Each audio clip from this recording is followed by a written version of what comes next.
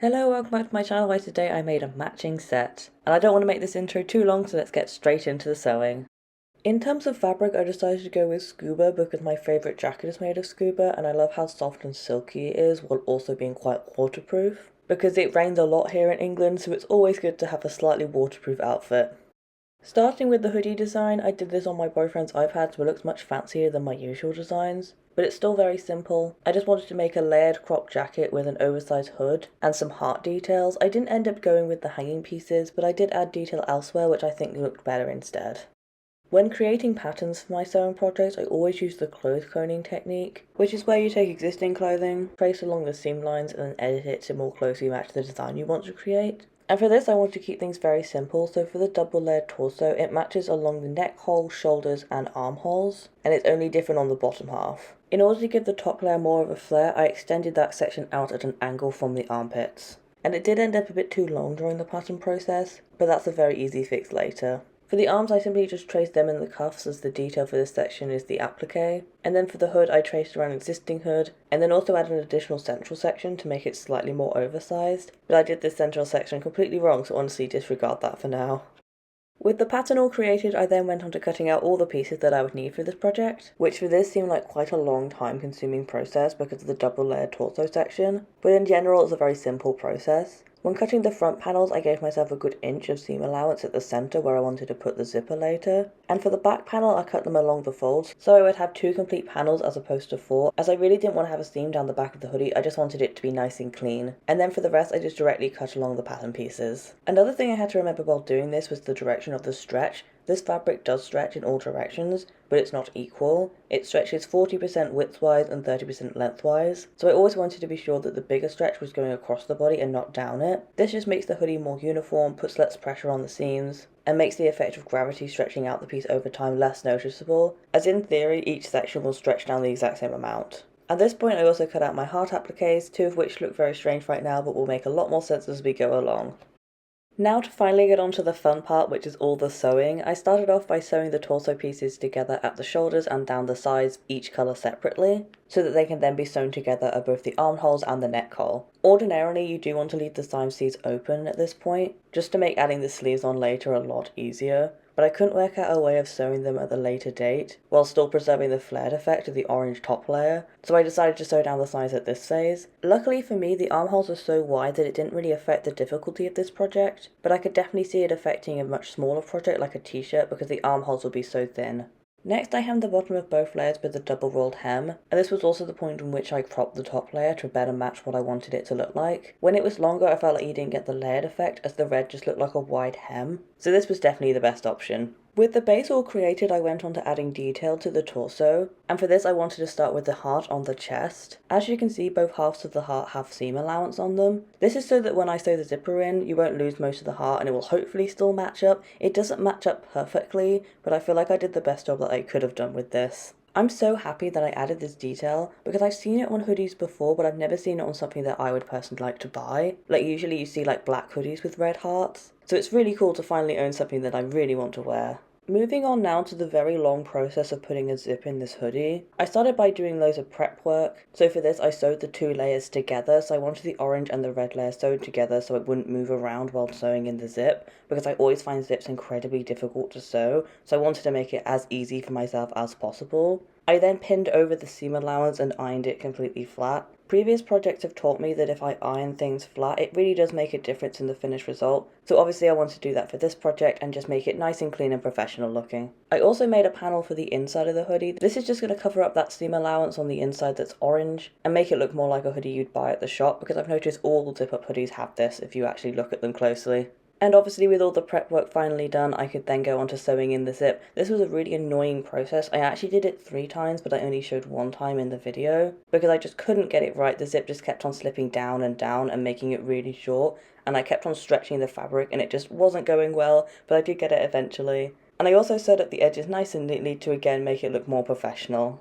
At this point I felt like the torso was done, but when I tried it on I realised that the neck just looked really strange and too high. This just isn't how you're meant to do this style of neck. You're meant to do it separately and do it in like a curved fashion, but I just put it in the actual original pattern piece, so obviously it doesn't look that flattering. So to fix it I cut a triangle out of the front, and then bound the edges with a piece of orange. I tried to make it as neat as possible on the inside as it was going to be seen when I opened the hoodie. But honestly, this was just a very quick fix for something that I didn't realise was going to be an issue, and because of that I feel like it came out better than I expected.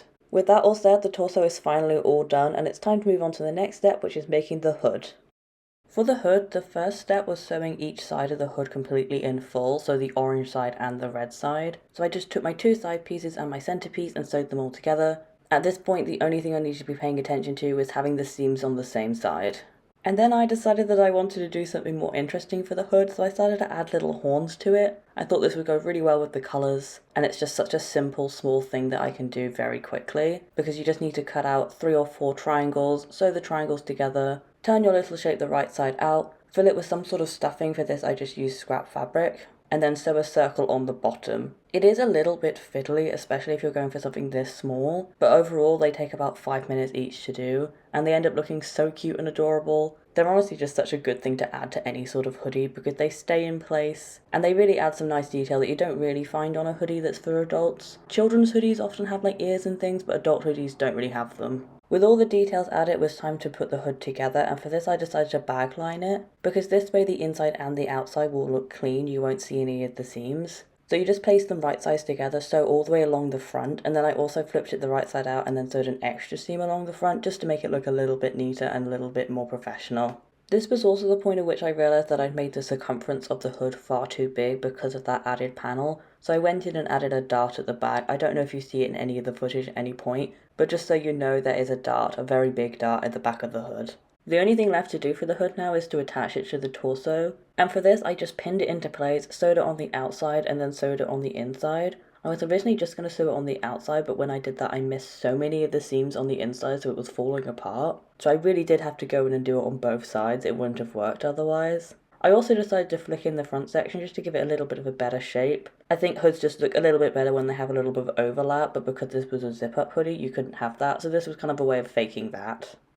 The final thing for this hoodie is obviously the sleeves. These are the easiest part of any project for me. I really wanted heart elbows because whenever I play The Sims I always use that jumper with the hearts on the elbows, so that's exactly what I did here, and I do think they came out really cute and they're also really easy to do. All you have to do is pin them into place and flat sew them directly onto your fabric. With the hearts all added, I then went on to actually putting the sleeves together. So you sew along the bottom and then sew them directly onto the torso. Like I said earlier, this was a little bit more fiddly than normal just because I couldn't sew it flat, I had to sew it in a circle. But all in all, very easy process and a nice break from all the complicated sewing I've been doing so far. And finally I added the cuffs on the bottom of the sleeves. I did this in the simplest way I could think of. So I just made a little mini red tube, sewed it right sides together to the bottom, flipped it around and inside out, and then sewed it over the top again. I believe this type of sewing is called stitching the ditch, but I'm not quite sure. I'm really bad at sewing terminology. But anyway, with this finished, I've actually finished the whole entire hoodie, and it's finally time to show you the result.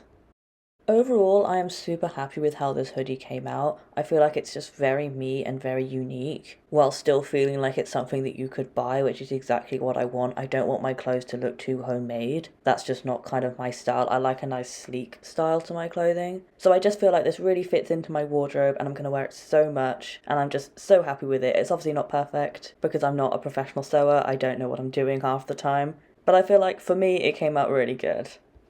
For the second half of this project, I really wanted to make some trousers, because I've been really going off wearing joggers recently, so I only have a few pair of trousers that I actually wear. And I feel like this fabric is just perfect for a pair of trousers that's a bit more sleek, while also being very trip inspired.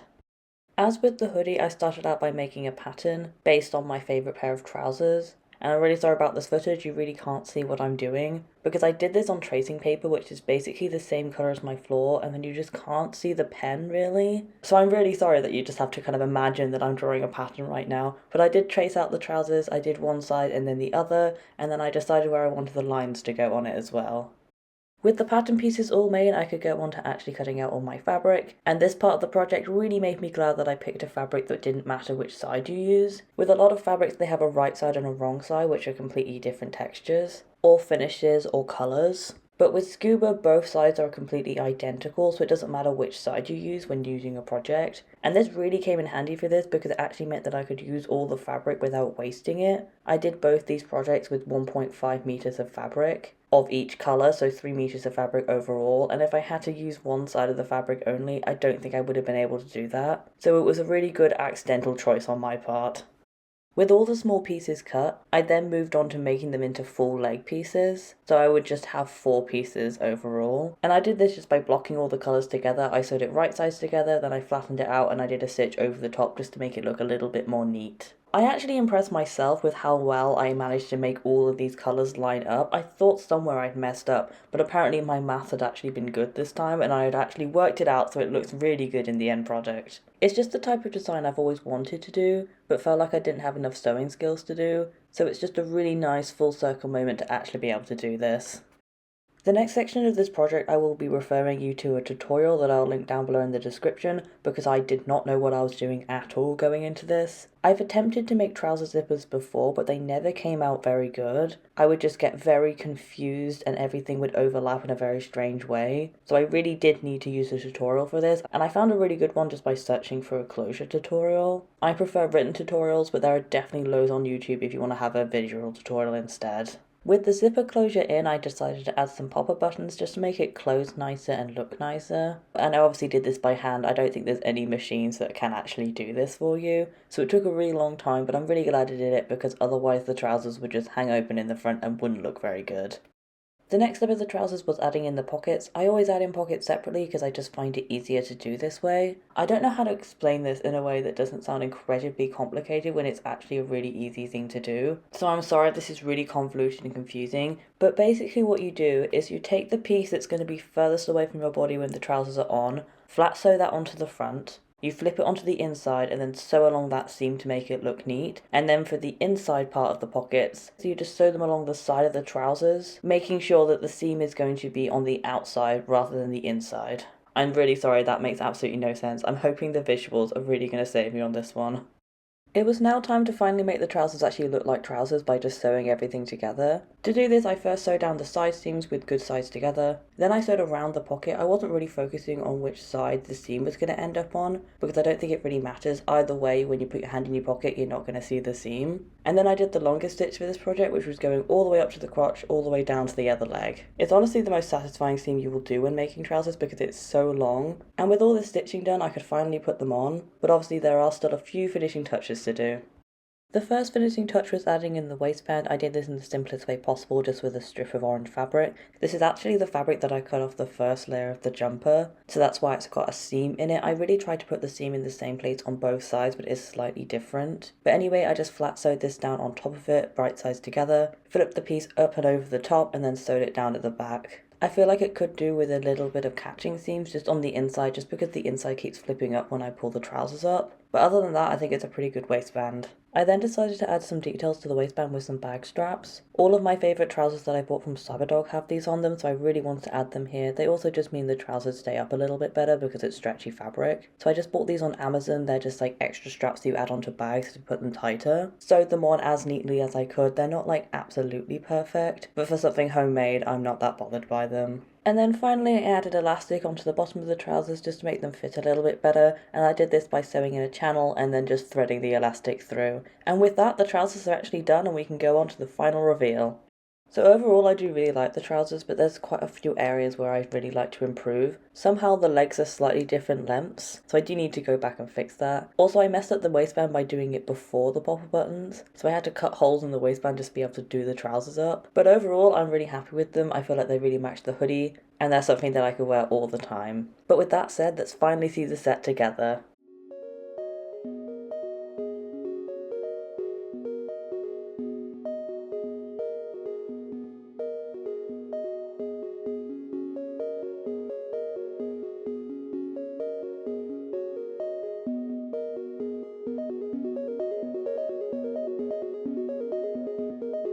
And that is it for this video. I really do hope you enjoyed it and you enjoyed the final set together. I personally think it looks really cute. I know it's a bit much wearing something completely matching like this, but I quite like it. And yes, if you did enjoy this video, please give it a like down below, comment what else you'd like me to do, and subscribe as I post a new video every single week. And I'd love to see you again. But until then, Bye!